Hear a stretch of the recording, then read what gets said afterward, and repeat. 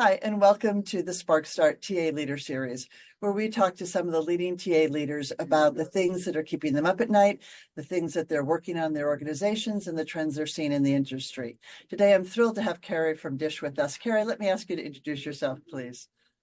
Yeah, first of all, thanks for having me on. I appreciate it. So Kerry Karle, I'm the VP of Talent Acquisition and Global Mobility Immigration at Dish, now an EchoStar company. We were recently acquired or merged with EchoStar at the beginning of the year. And we hire probably about 5,000 people a year. That's about half of where we were after the pandemic. And it's frontline, so volume hiring and professional hiring overall. For me, I've been here 3 years and in all things HR and talent acquisition for about 30 years. Wow, great. And I know one of the things that's really important to you and that you're looking at right now is candidate experience. Why has that bubbled up on your priority list? Yeah, it's really interesting. So we are a consumer product company. So how our candidates perceive or think about the experience directly impacts their interest in buying our products or services. And about a little over a year ago, this is our second year doing the Talent Board or Candidate Experience Candy Survey and Award. And it was really telling to us. We knew that it wasn't a great experience last year, but this year we thought that we had, more time. We were more appropriately staffed to be able to support our work, and we thought we spent a lot of time working on focusing on the outside in and trying to get our recruiters to think about empathizing with our candidates. And then we started the survey again, and our results were even worse than they were the previous year. And so it's really problematic because we looked at the ROI and kind of the cost of a negative candidate experience to us, because about 34% of the candidates surveyed said that they wouldn't buy our products and services based off of their experience with us.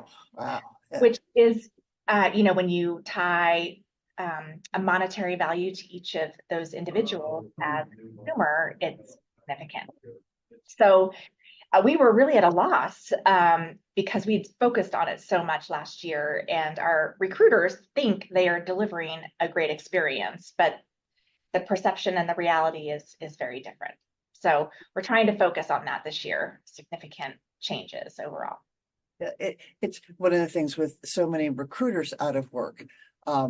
Right now, we're hearing a lot of people understanding from that side of the desk how really awful it is. And I think when they were on the other side of the desk and they were just busy and they had a lot of candidates and they had demands from hiring managers and all the rest, they didn't understand what those lags felt like. And when you're somebody who's out of work and you need a paycheck to keep yourself financially stable, it can feel much more acute than you realize. So what other things are you doing? Clearly getting back to as many people as quickly as you can is a piece of it, but what else are you looking at to try to move that needle this year? Yeah, so we ratcheted down our SLAs. So as an example, it used to be that our SLA was 72 hours or 3 days, assuming a weekend, to be able to respond to candidates that are applying. And we ratcheted down to, 48 hours, 2 days. But really we're targeting within the day, especially for frontline hiring, or next day.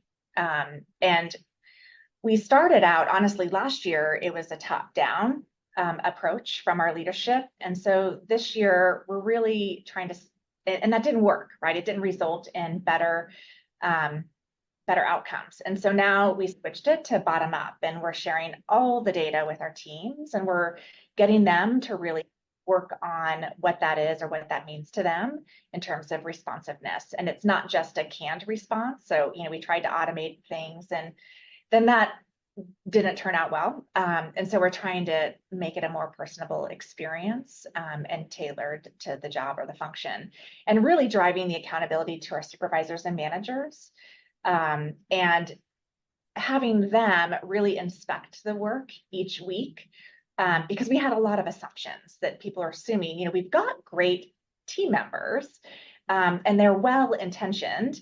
It's just that there's a disconnect between what they think the candidates want and what the candidates want. And so the other thing that we're doing is we're having an offsite in 2 weeks, and we're bringing in some industry experts. So we're bringing in, Kevin Grossman from Candy, really to kind of like hand to mouth, provide more of the perspective that he sees at a broader level. And then we're bringing in our recruitment marketing agency to help us with a day workshop that is really more about empathy and trying to think about what motivates individuals and what's important to candidates, right? Humans, people, when they're applying to your organization. Because we often think that there's just like, chronic appliers and they're just like spraying out applications, but that's not really the case, right? There is a human and a person and a story behind each one.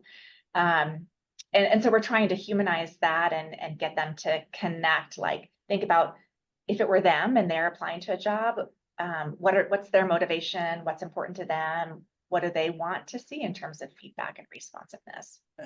And is any of this information getting out to the hiring managers? Or it sounds like it's very focused on your team, but we often hear sometimes it's not the recruiting team alone that's causing all these problems. That's a really good point.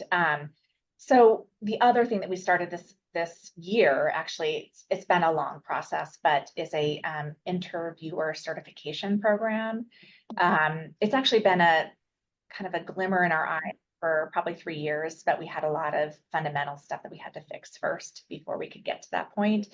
But I'm really excited of all of the years that I've been in talent acquisition and leading teams. I haven't been able to get to this point where there's been support across the organization where we can truly get to an extensive interview certification and structure to the point where we can require interviewers to be certified in order to interview. So we've been working on that. We're kicking off the pilot in September. So it's still a couple months away, but then hopefully by the beginning of next year, we'll get to the point where people have to be certified because you're right, we're focusing a lot on and hear a lot from the feedback that people show up in the interview and they're distracted. We do a lot of in-person interviews, but also obviously video. If someone's on video, we have a lot of interviewers that look distracted. They're looking at different screens. They're not looking, at the candidate. They're not listening. They cut them off short. They're not delivering the experience that's needed. So the other thing that we're looking at, and this is actually something that not my thing. I'm stealing it from another leader from an industry conference I went to, but thinking about having a candidate promise. So really like, what is our promise to candidates and really have it across the board for our entire company. I love candidate promises. I also love it when companies disclose to candidates, here's the process and here's the turnaround times you can and should expect.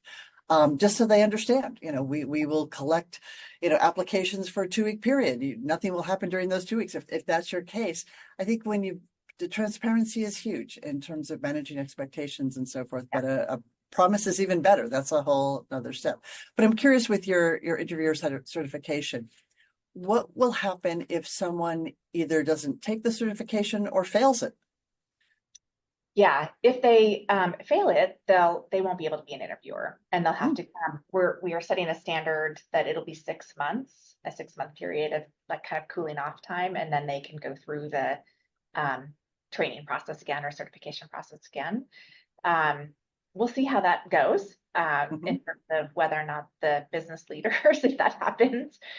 We did introduce a bar raiser in December of this last year as a part of. This is a phase structured interview deployment. We weren't interviewing against competencies, and so we implemented, competency-based interviewing for our organization, and then a bar raiser. And that has, we also had people that didn't pass certification. It was a small number, but certainly some nonetheless. And so they just weren't able to be bar raisers. And then we looked for other volunteers. So that's great. The business supported it.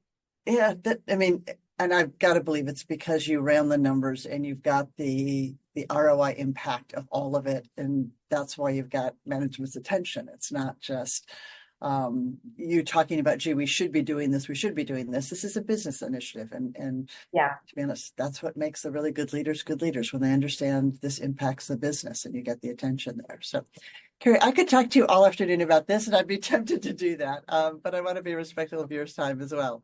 So thank you very much for sharing this. I have a feeling other people will be interested in learning about it and thinking about it as they go through the process themselves, but really appreciate you taking the time to share with us. Thanks very much. Thanks so much.